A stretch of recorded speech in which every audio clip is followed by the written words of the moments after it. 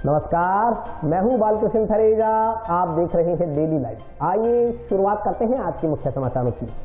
संयुक्त किसान मोर्चा ने की गेहूं की खरीद ऑफलाइन करने की मांग, जिला कलेक्टर को सौंपा ज्ञापन।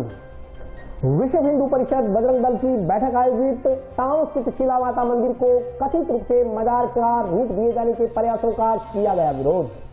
लेबर कोड व कृषि कानून को रद्द करने की मांग, सीटू कार्यकर्ताओं ने कलेक्ट्रेट के समक्ष आरंभ किया 3 दिवसीय धरना। अतिरिक्त कलेक्टर ने किया इंदिरा रसोई योजना का निरीक्षण, संतोषजनक पाई गई भोजन वितरण की व्यवस्था।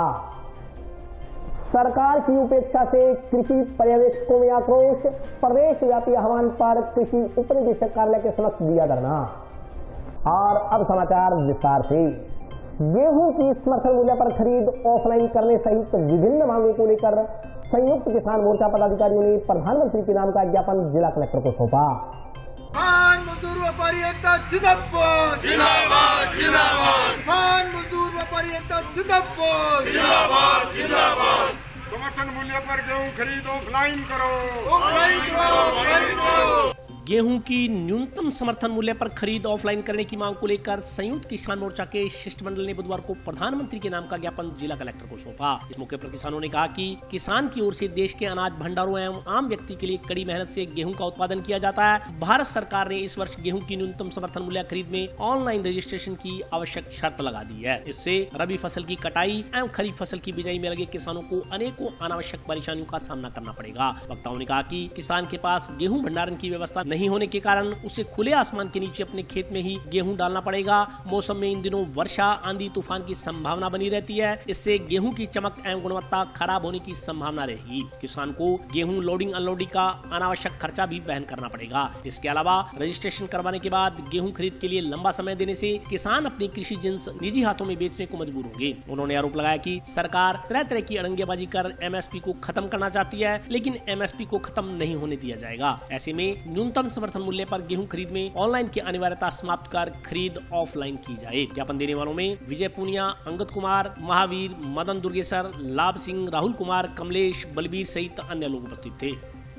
जो सरकार द्वारा गेहूं खरीद को लेकर ऑनलाइन सुविधा चालू की गई है, ये काश्तकार की टोकन द्वारा गेहूं खरीद की जाएगी। वह एक काश्तकार ज्यादा 150 क्विंटल तक खरीद की जाएगी। हम उसी मांग को लेकर आज आए हैं कि काश्तकार का पहली बात तो नंबर आएगा, नंबर के साथ गेहूं घर पे रखनी पड़ेगी उसको, वो भी बहुत बड़ी समस्या रहती है। आजकल बरसात का मौसम है, किसी के पास इतनी। दूसरा जो 150 क्विंटल वाला है, वो 150 क्विंटल एक बार लेके आएगा, दोबारा फिर उसको बड़ी परेशानी रहेगी। उस मांग को लेकर हम कलेक्टर साहब से मिले हैं कि गेहूँ को जो पहले वाला सिस्टम है ऑफलाइन वाला, उसी अनुसार ही गेहूँ काश्तकारों की खरीद की जाए, यही हमारी मांग है। चारों लेबर कोड व तीनों कृषि कानूनों को निरस्त करने सहित 15 सूत्री मांगों को लेकर सीटू कार्यकर्ताओं की ओर से राष्ट्रव्यापी आह्वान पर बुधवार को जिला कलेक्ट्रेट पर 3 दिवसीय धरना प्रदर्शन शुरू किया गया। मजदूर एकता जिंदाबाद जिंदाबाद जिंदाबाद।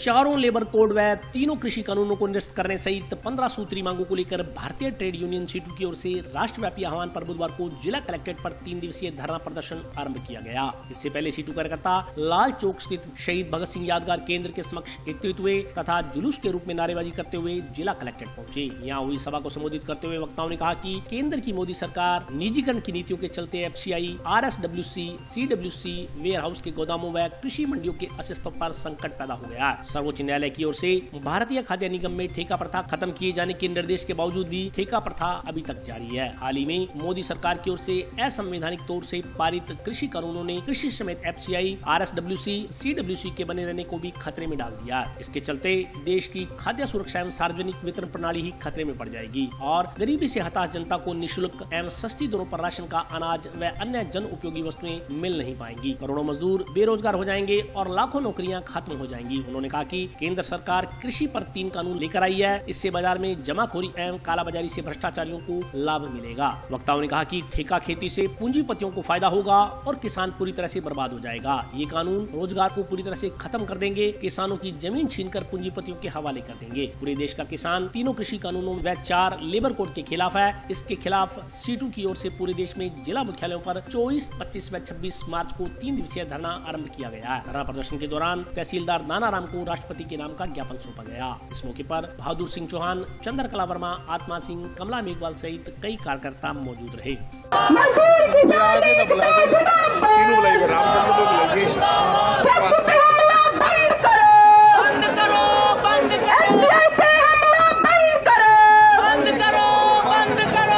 आज all India coordination committee FCI और वेयर हाउस CI2 की तरफ से पूरे हिंदुस्तान के अंदर आज का कार्यक्रम था, जिसके तहत आज हनुमानगढ़ ज़िले में भी हमने कार्यक्रम किया, जिसमें पूरे हनुमानगढ़ जिले के लोग शामिल हुए, एफसीआई के, RSWC के और अनाज मंडी संबंधित।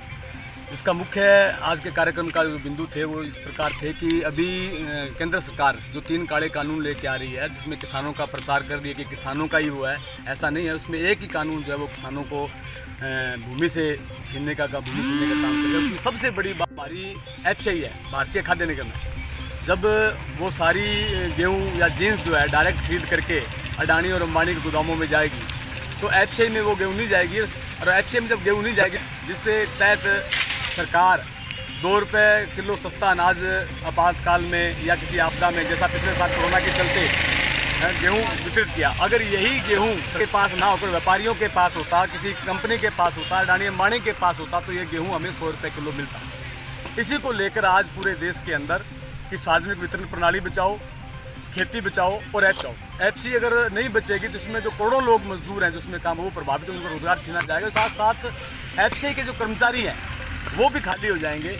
इसको लेकर आज पूरे हनुमानगढ़ जिले में CI2 की तरफ से करीब बड़ी संख्या में हजारों लोग महिलाओं सहित शामिल हुए हैं और महामहिम राष्ट्रपति को ज्ञापन दिया है कलेक्टर के मार्फत, तो वो इसमें हस्तक्षेप कर इन कानूनों को रद्द करवाएं। और जब तक ये कानून रद्द नहीं होते तब तक हमारा लगातार संघर्ष है वो जो जारी रहेगा। आज सीटू के राष्ट्रीय आह्वान पर खेती बचाने, एफसीआई बचाने और अनाज मंडियां बचाने और जो केंद्र सरकार कृषि विरोधी 3 काले कानून लेकर आई है, जिससे कि हिंदुस्तान के साथ साथ हिंदुस्तान का मजदूर भी बेरोजगार हो जाएगा और बड़े पैमाने पर हिंदुस्तान में बेरोजगारी फैलेगी। इसी तमाम सवालों को लेकर आज हमने जिलाधीश कार्यालय पर विशाल प्रदर्शन किया है और जिसमें वो तमाम मांगे हैं, चाहे वो कृषि की हो, चाहे वो 4 लेबर कोड केंद्र सरकार लेके आई है, इन तमाम सवालों को लेकर आज हमने प्रदर्शन किया है। अगर समय रहते केंद्र सरकार इन कानूनों को रद्द नहीं करती है तो हमारा संघर्ष यूं ही जारी रहेगा। विश्व हिंदू परिषद तथा बजरंग दल की बैठक जल से स्थित दुर्गा मंदिर धर्मशाला में आयोजित हुई। बैठक में टाउन स्थित शीला माता मंदिर को कथित रूप से मजार का रूप दिए जाने का आरोप लगाते हुए प्रशासन से हस्तक्षेप करने की मांग की गई। विश्व हिंदू परिषद बजरंग दल के आह्वान पर बुधवार को सैकड़ों हिंदू समाज के लोगों की एक बैठक जंक्शन स्थित दुर्गा मंदिर धर्मशाला में आयोजित की गई। बैठक में उपस्थित लोगों को संबोधित करते हुए विहिप बजरंग दल प्रांत सह संयोजक आशीष पारिक ने कहा कि हिंदू समाज वर्षों से शीला माता की पूजा अर्चना करता आ रहा है। वर्तमान में एक षड्यंत्र के तहत टाउन स्थित उक्त मंदिर को मजार का रूप दिया जा रहा है। यह असहनीय है और धैर्य की प्रकाष्ठा है। उन्होंने कहा कि हिंदू राम कृष्ण के वंशज हैं, प्रेम करना जानते हैं। उन्होंने कहा कि जिला प्रशासन इस घटना की तरफ ध्यान दे तथा अपने स्तर पर प्रकरण का निस्तारण करे। बैठक में प्रकरण के संदर्भ में उपस्थित लोगों से सुझाव भी लिए गए। बैठक के बाद कार्यकर्ता रैली के रूप में कलेक्ट्रेट पहुंचे एवं जिला कलेक्टर को ज्ञापन सौंपा। ज्ञापन में कहा गया कि हिंदू समाज जिस शिला माता को पूजता है, हनुमानगढ़ टाउन में 18वीं शताब्दी में घग्गर नदी में वह शिला तैरती हुई आई थी। इस चमत्कार से प्रभावित होकर क्षेत्र के लोगों ने नदी किनारे उस शिला को स्थापित करके शिला माता के मंदिर का निर्माण करवाकर इसकी पूजा शुरू कर दी। वर्षों से सभी धर्मों के लोग इस शिला पर दूध नमक चढ़ाकर पूजा अर्चना करते आ रहे हैं। श्रद्धालुओं की मान्यता के अनुसार शिला पर चढ़ाए गए इस नमक व दूध को लगाने से चर्म रोग ठीक हो जाते हैं। वर्षों से सभी धर्मों के लोग प्रेम प्यार से मिलजुल कर यहाँ पूजा अर्चना करते हैं, परंतु दुर्भाग्य से अभी कुछ महीनों में वहाँ शिला पर नमक व दूध चढ़ाने के लिए लोगों को रोका जा रहा है। वह शिला को हरी चादर से ढक दिया गया। ज्ञापन के अनुसार यह अचानक नहीं हुआ, बल्कि धीरे धीरे एक षड्यंत्र के साथ किया गया जो संदेह पैदा करता है। इस अवसर पर प्रताप सिंह शेखावत, विभाग संयोजक कृष्ण गैदर, जिला सह मंत्री राजेश जोशी, इंद्रजीत नंदीवाल, कुलदीप नरूका, प्रखंड मंत्री सुभाष खिच्चड़, राहुल कुमार, सत्यपाल, देवेंद्र पारिक, कालूराम शर्मा, दीपक दीपक खाती, पवन श्रीवास्तव, किशन सिवनी, अमित जैन, नानू सिंह, विजय राव सहित अन्य लोग उपस्थित थे। दूसरी तरफ शिकायत मिलने पर इस संदर्भ में जिला कलेक्टर जाकिर हुसैन ने सोशल मीडिया पर चल रही इन अफवाहों के दृष्टिगत मौके पर प्रशासनिक अधिकारियों को भेजा। तहसीलदार दानाराम एवं टाउन थाना प्रभारी लक्ष्मण सिंह ने मौका मुआयना कर आसपास के लोगों से जानकारी ली। इस दौरान शिला स्थल की देखरेख करने वाले पक्ष को पाबंद किया गया कि श्रद्धालुओं को शिला पर दूध व नमक चढ़ाने से नहीं रोका जाए। जब श्रद्धालु नमक व दूध चढ़ाएं तो शिला पर कोई चादर वगैरह भी नहीं डाली जाए। प्रशासनिक अधिकारियों ने पूर्व की भांति श्रद्धालुओं को चढ़ावा आदि धार्मिक रीति रिवाज व पूजा अर्चना करने देने को लेकर स्थल व्यवस्थापक को पाबंद किया। इस संदर्भ में जिला कलेक्टर जाकिर हुसैन ने बताया कि शिला माता उर्फ शिला पीर पर पूर्व की भांति ही श्रद्धालु चढ़ावा, पूजा अर्चना आदि अपने रीति रिवाज से कर सकते हैं। इस संदर्भ में किसी को कोई रोक टोक नहीं है। इस दौरान तहसीलदार दानाराम, टाउन थाना प्रभारी लक्ष्मण सिंह, कांस्टेबल नरेश कुमार, राकेश कुमार, पार्षद बिल्लू जैन, एडवोकेट जाकिर हुसैन सहित अन्य लोग उपस्थित रहे। हम हमारी परंपराओं को, हमारे मानदंडों की रक्षा की बात नहीं करेंगे, तब तो हम आपके लिए अच्छे हैं, अच्छे बने रहेंगे। तो मैंने उनको कहा कि मैं अच्छा बने रहने की कोई आवश्यकता नहीं है, कोई जरूरत नहीं, यानी कोई बात हमारा पक्ष भी नहीं रखे, हमारी बात भी नहीं करें। आज विश्व हिंदू परिषद बजरंग दल के आह्वान पर समाज के सैकड़ों युवा, सैकड़ों प्रबुद्ध जन यहाँ दुर्गा मंदिर में इकट्ठा हुए। तो उसका कारण यह है कि हिंदू समाज का जो धैर्य था वो आज जवाब दे चुका है। प्रशासन बिल्कुल आंखें मूंद करके बैठा है। पिछले सालों से बिल्कुल निरंकुश होकर के हिंदू जो देवी देवता है उनकी जो जगह है उनको कब्जे में करवाया जा रहा है, और इसमें प्रशासन की भी मिली भगत है, क्योंकि ऐसा हो ही नहीं सकता कि प्रशासन नहीं चाहे और इस तरह की कार्यवाही हो जाए। पिछले कुछ समय से लगातार शिला माता का जो हमारा स्वरूप था उसको विखंडित करने का प्रयास जो है विधर्मियों द्वारा किया जा रहा था। एक षड्यंत्र के तहत धीरे धीरे इस कार्य को लोग ये अंजाम दे रहे थे। अब धीरे धीरे वहां पर घंटा हटाया गया, पूजा जो है वो बदली गई, और अब पिछले कुछ समय से दूध और नमक जो वहां पर है मेन रूप से जो चल रहा था कि उसको धो करके सभी अपने चर्म रोग जो है दूर करने का एक दावा भी करते हैं, और ये चमत्कार भी है और हो भी रहा है। आज उसको बंद करके और उसकी जगह उसको मजार का रूप दे दिया गया। तब हिंदुओं का जो धैर्य था वो जवाब दे गया, और आज संपूर्ण हिंदू समाज इकट्ठा हुआ है। और हमने आज प्रशासन से मिलकर के ये मांग कर रहे हैं कि या तो आप 2 दिन के अंदर उस जगह को पुराने उसी प्राचीन रूप में लिया जाए, नहीं तो हम जो है हिंदू समाज जो है इसके लिए आगे की कार्यवाही करने के लिए बाध्य होगा, और जो आंदोलन करेगा वो प्रशासन की जिम्मेदारी होगी। आज मानगढ़ जिले के अंदर टाउन के अंदर शिला माता के मंदिर में किस तरह अव्यवस्था की है वो उसलिए हम सब इकट्ठे हुए हैं। वहाँ पर एक व्यक्ति विशेष के द्वारा उस मंदिर को दरगाह का रूप दे दिया गया, जिसके कारण वहाँ आने वाले जितने भी हिंदू समाज के लोग हैं, पूजा अर्चना करने वाले लोग हैं, उनको वहाँ पूजा अर्चना करने नहीं दी जा रही, जिसके कारण हम सब यहाँ इकट्ठे हुए हैं। और आज यही मांग रखी है कि उस मंदिर के अंदर जैसे पूर्व में पूजा अर्चना होती थी उसी तरह पूजा अर्चना होती रहे। अगर नहीं होगी तो बजरंग दल विश्व हिंदू परिषद पूर्ण समाज को लेकर, समस्त हिंदू समाज को लेकर आंदोलन करेगा, और जो भी करना पड़ा वो हम करेंगे। इसीलिए कलेक्टर साहब के पास आए, कलेक्टर साहब ने ये आश्वासन दिया है कि जैसा हिंदू समाज पूर्व में वहाँ पर पूजा अर्चना करता है वैसा ही पूजा अर्चना चालू रहेगी। उसके लिए 2 अधिकारियों को अधिकृत किया गया है। तो हमें भी आशा है कि जो कलेक्टर साहब ने कहा है वो होगा, अगर नहीं हुआ तो फिर हम अपने तरीके से हैंडल करेंगे। अतिरिक्त जिला कलेक्टर अशोक असीजा ने बुधवार को जंक्शन में श्रीगंगानगर फाटक के पास संचालित इंदिरा रसोई का औचक निरीक्षण किया। अतिरिक्त जिला कलेक्टर अशोक असीजा ने बुधवार को अन्य अधिकारियों के साथ मिलकर जंक्शन में श्रीगंगानगर फाटक के पास संचालित इंदिरा रसोई का औचक निरीक्षण किया। निरीक्षण के दौरान नगर परिषद आयुक्त पूजा शर्मा व पीआरओ सुरेश बिश्नोई सहित अन्य कर्मचारी अधिकारी उनके साथ रहे। एडीएम सहित सभी अधिकारियों ने खुद खाना खाकर भोजन की गुणवत्ता जानी। इसके अलावा साफ सफाई का भी निरीक्षण किया गया। रसोई में उस स्थान का भी निरीक्षण किया गया जहाँ खाना तैयार किया जाता है। निरीक्षण के बाद मीडिया कर्मियों से बातचीत करते हुए एडीएम अशोक असीजा ने कहा कि निरीक्षण से पहले उन्होंने इंदिरा रसोई की समीक्षा के लिए बैठक ली। बैठक के बाद इंदिरा रसोई का मौके पर जाकर अन्य अधिकारियों के साथ निरीक्षण किया। उन्होंने कहा कि इस दौरान भोजन की गुणवत्ता, साफ सफाई अच्छी पाई गई। रसोई में खाना खाने आए 2 लोगों से बातचीत से पता चला कि उनसे 8 की बजाय 10 रुपए वसूले जा रहे हैं, लेकिन बाद में संचालक से बात की गई तो उनका कहना था कि खुले रुपए नहीं होने के कारण वे उन्हें 2 रुपए नहीं लौटा सके। रात्रि 8 बजे बाद रसोई बंद होने से इसके बाद आने वाले लोगों को हो रही परेशानी के सवाल के जवाब में एडीएम ने कहा कि रसोई को देर तक खोलने के लिए राज्य सरकार को अवगत करवाया जाएगा। जो भी संशोधन होना है वह यहाँ से अपेक्षित नहीं, वह शासन से ही अपेक्षित है। समीक्षा के लिए आज बैठक रखी हुई थी। तीन जिला कलेक्टर अन्य कार्यों में व्यस्त है, तो मैंने ली थी। उसके बाद मैंने ये मानस भी बनाया कि मौके पर भी जाकर के निरीक्षण किया जाए, तो इसलिए आज हनुमानगढ़ गंगानगर रोड पर जो इंदौर से हमारा जो उसका मैंने अपने अधिकारियों के साथ निरीक्षण किया। खाना भी खा के देखा, पीछे जाकर के व्यवस्थाएं भी देखी, साफ सफाई भी अच्छी है, खाने की व्यवस्था भी अच्छी है। 2 लोगों से पूछताछ पे पाया कि उनसे 8 रुपये की जगह 10 रुपये उन्होंने दिए, लेकिन बाद में जब संचालक से पूछा तो उन्होंने कहा इसलिए पैसे नहीं थे, तो ला के उनको वापस भी लौटा दिए पैसे।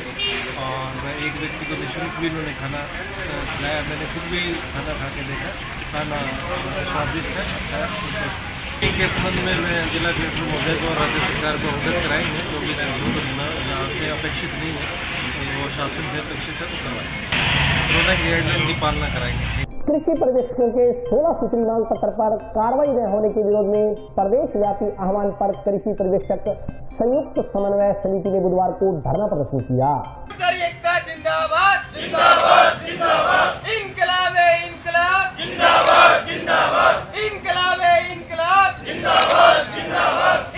कृषि पर्यवेक्षकों के 16 सूत्री मांग पत्र पर कार्रवाई न होने के विरोध में प्रदेश व्यापी आह्वान पर कृषि पर्यवेक्षक संयुक्त समन्वय समिति के बैनर तले जिले भर के कृषि पर्यवेक्षकों ने बुधवार को उप निदेशक कृषि विभाग कार्यालय के समक्ष 1 दिवसीय धरना प्रदर्शन किया। धरना स्थल पर हुई सभा को संबोधित करते हुए संगठन पदाधिकारियों ने कहा कि कृषि पर्यवेक्षक 16 सूत्री मांग पत्र के समाधान के लिए लंबे समय से संघर्ष कर रहे हैं। धरना प्रदर्शन व ज्ञापन आदि के माध्यम से कई बार सरकार को अवगत करवाने के बावजूद कोई संतोषजनक कार्रवाई नहीं की गई है। इसके कारण संगठन सदस्यों में आक्रोश व्याप्त है। उन्होंने कहा कि सरकार को चेताने के लिए आज 1 दिवसीय कलम डाउन हड़ताल करते हुए पुनः धरना प्रदर्शन किया जा रहा है। यदि सरकार शीघ्र ही मांगों पर कोई कार्रवाई नहीं करती तो मजबूरन आंदोलन के लिए कदम उठाने पड़ेंगे। सभा के पश्चात मुख्यमंत्री कृषि मंत्री के नाम का एक ज्ञापन कृषि विभाग के उप निदेशक को सौंपा गया। ज्ञापन में कृषि पर्यवेक्षकों का ग्रे पेड 3000 करने, 7, 14, 21, 28 वर्ष की सेवा अवधि पूर्ण होने पर चयनित वेतनमान का लाभ देने, 2013 के बाद नियुक्त कृषि पर्यवेक्षकों की वेतन कटौती को वापस लेकर प्रारंभिक वेतन 9,840 रूपए के अनुसार 7वें वेतन आयोग में वेतन स्थिरीकरण करने,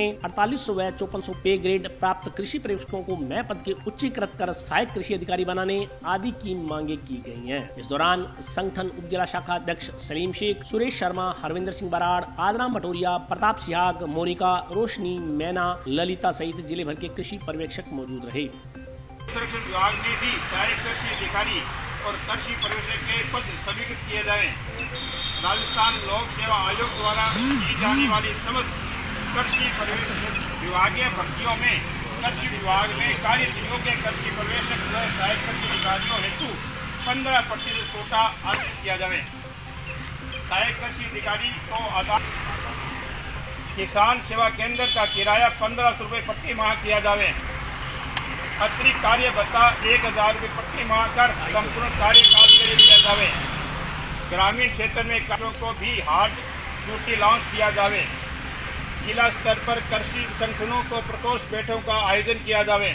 हमारी जो मुख्य मांग है वो 3600 पे ग्रेड, एनपीएस और हमारा जो महासंघ का जो काम है वो है भी इस सरकार को पटवारियों के भी समर्थन देते हैं। पटवारियों की मांगों को नहीं मानते तो हम उनके समर्थन पूरा महासंघ आ रहा है। इस सरकार को हमें उखाड़ फेंकने के लिए हम संकल्प हैं, क्योंकि इस सरकार को कर्मचारियों की सुनती नहीं है, इसलिए हम भी आंदोलन में कूदने वाले हैं। रणनीति ये रहेगी कि अभी यहाँ डिप्टी डायरेक्टर धरना दे रहे हैं, अभी रैली जयपुर में रैली करेंगे, उसके अप्रैल में डेट आएगी तो हम वहाँ भी एक इतनी जोरदार रैली करेंगे ताकि सरकार को कानों में आवाज़ आ सके। हमारा जो कृषि पर्यवेक्षक संयुक्त समन्वय समिति राजस्थान हमारे प्रदेश लेवल के तत्वाधान में हर जिला मुख्यालय पर 1 दिवसीय धरना प्रदर्शन आयोजित किया गया, जिसमें हमारी कृषि पर्यवेक्षकों की मुख्य मांग कृषि पर्यवेक्षकों को 4600 ग्रेड पे दिया जाए। कृषि पर्यवेक्षक और सहायक कृषि अधिकारी के बीच राजस्व विभाग की भांति 1:4 किया जाए। 4 कृषि पर्यवेक्षकों पे 1 सहायक कृषि अधिकारी का पद सर्जित किया जाए और 4800 और 5400 ग्रेड पे धारित जो भी कृषि पर्यवेक्षक हैं जिनकी आज तक पदोन्नति नहीं हुई सर, उनको एक मुश्त पदोन्नति दी जाए। इस पदोन्नति देने से राज्य सरकार पे किसी प्रकार का कोई वित्तीय भार भी नहीं आएगा। और आज हमारी संयुक्त समन्वय समिति के तत्वाधान में 1 दिवसीय धरना प्रदर्शन किया गया है और आज हम माननीय मुख्यमंत्री महोदय, माननीय कृषि मंत्री महोदय, माननीय मुख्य सचिव, माननीय कृषि उत्पादकता सचिव को उपनिदेशक कृषि के मार्फत ज्ञापन प्रस्तुत करेंगे और इन ज्ञापन देने के बाद हमारा धरना यहाँ से धरना स्थल से हम प्रस्थान करेंगे अपने मुख्यालयों की ओर और उसके बाद प्रदेश स्तर पे जो भी निर्णय होगा कार्य बहिष्कार का, फसल बीमा, अन्य जो भी विभागीय गतिविधियाँ उनको ना करने का या पूर्ण रूप से हड़ताल पे जाने का निर्णय प्रदेश स्तर पे लिया जाएगा। और अभी वक्त ब्रेक का, हाजिर होता हूँ छोटे से ब्रेक के बाद।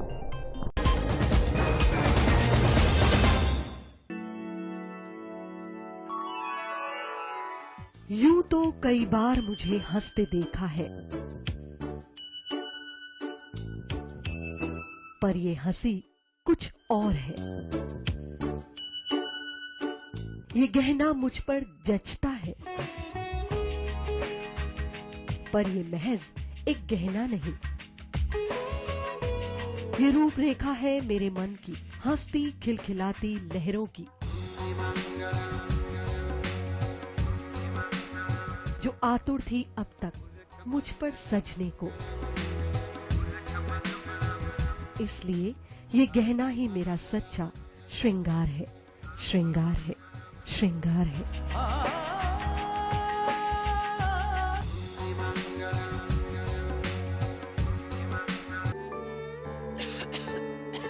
दीदी ये देखो,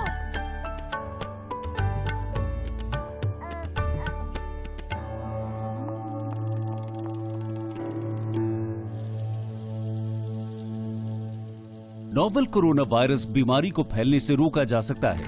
खांसी और छींक के बाद और बच्चे को छूने से पहले अपने हाथों को साबुन से धोकर इसे फैलने से रोक सकते हैं। वो डॉक्टर साहब हैं? भाई साहब खांसी और बुखार था, सोचा चेक करवा लूं।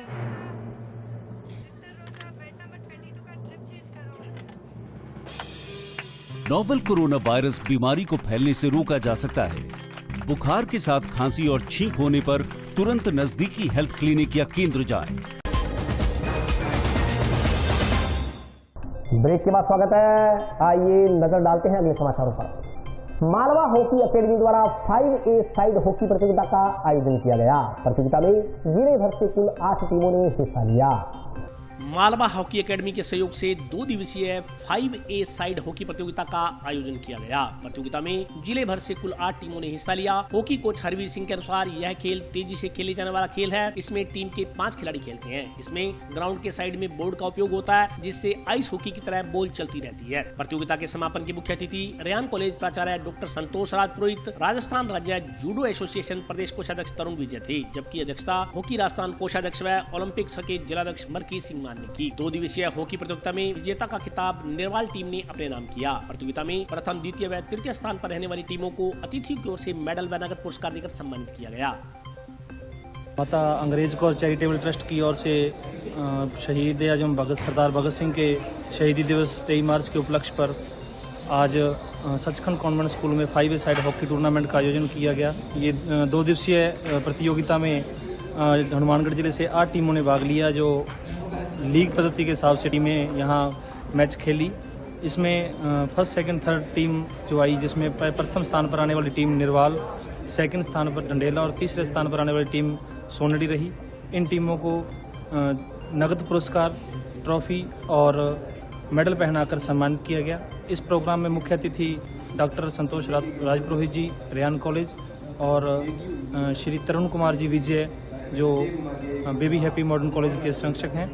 इन्होंने खिलाड़ियों को उत्साहवर्धन किया और शहीद आजम सरदार भगत सिंह के जीवनी पर प्रकाश डाला। यहाँ पर सभी पहुँचे हुए अतिथियों और खिलाड़ियों का मैं तहे दिल से स्वागत करता हूँ और धन्यवाद देता हूँ कि इस तरह से प्रतियोगिताएं होंगी तो बच्चों को आगे बढ़ने का मौका मिलेगा। पर्यावरण संरक्षण के विषय को लेकर जन युवा शक्ति कार्यकर्ताओं ने जंक्शन स्थित अम्बेडकर वाटिका में पौधारोपण किया। जन युवा शक्ति समिति द्वारा जंक्शन स्थित अम्बेडकर भवन में पर्यावरण संरक्षण के उद्देश्य को लेकर पौधारोपण किया गया। इस संदर्भ में जानकारी देते हुए जन युवा शक्ति सदस्यों ने बताया कि अम्बेडकर वाटिका में 151 पौधों का पौधारोपण किया गया है। उन्होंने कहा कि वार्ड वासियों ने जहां पौधारोपण किया है, वहीं इसके संरक्षण का भी संकल्प लिया है। उन्होंने आम जन से आह्वान किया कि प्रत्येक व्यक्ति को अपने जीवन में एक पौधा अवश्य लगाना चाहिए।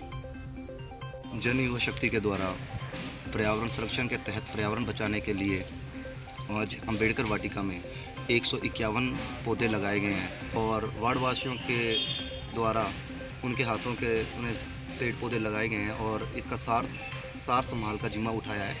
और हम लोगों से यही अपील करते हैं कि एक पेड़ या एक पौधा जरूर लगाएं अपने जीवन में और पर्यावरण को बचाने के लिए इसमें अपना महत्वपूर्ण भूमिका निभाएं। पूज्य सिंधी पंचायत द्वारा टाउन स्थित सिंधी धर्मशाला में शहीद हेमू कलानी की जयंती मनाई गई।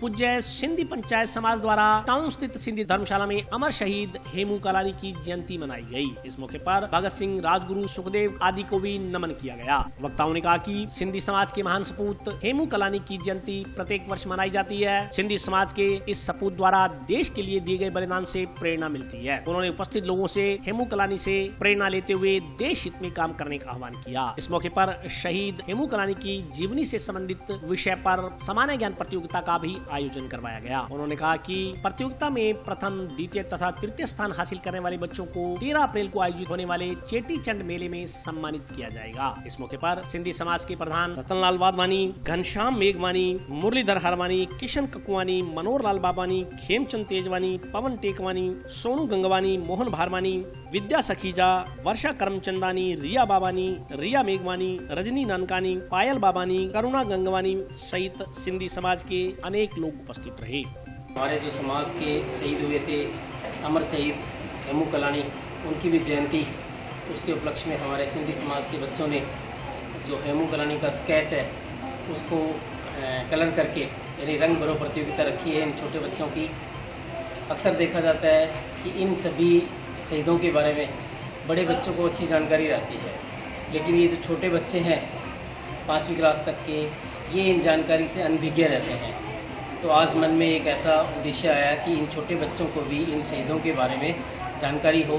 तो ये जो शहीद भगत सिंह हैं, राजगुरु है, सुखदेव है, इनकी जीवनी के बारे में इनको बताया। और हमारे समाज के ये जो बच्चे हैं ये अपने अमर शहीद हेमू कलानी के जन्मोत्सव पर उनकी जो स्केच दिए हैं उनका रंग भरकर उनका जयंती दिवस मना रहे हैं। इसमें जो बच्चे प्रथम, द्वितीय और तृतीय स्थान लेते हैं उनको हमारा जो चेटीचंद उत्सव मनाया जाएगा 13 अप्रैल को, उसमें इनाम दिया जाएगा। प्रथम पुरस्कार के रूप में हम ₹500 नगद, द्वितीय पुरस्कार के लिए ₹250 नगद और तृतीय पुरस्कार के रूप में ₹100 नगद दिए जाएंगे।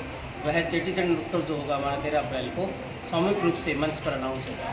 राष्ट्रीय युवक परिषद ने पुलिस उप अधीक्षक को ज्ञापन देकर गांव मक्कासर में धार्मिक स्थल के इर्द गिर्द शराब का कारोबार करने वाले तत्वों के खिलाफ कार्रवाई की मांग को लेकर ज्ञापन सौंपा।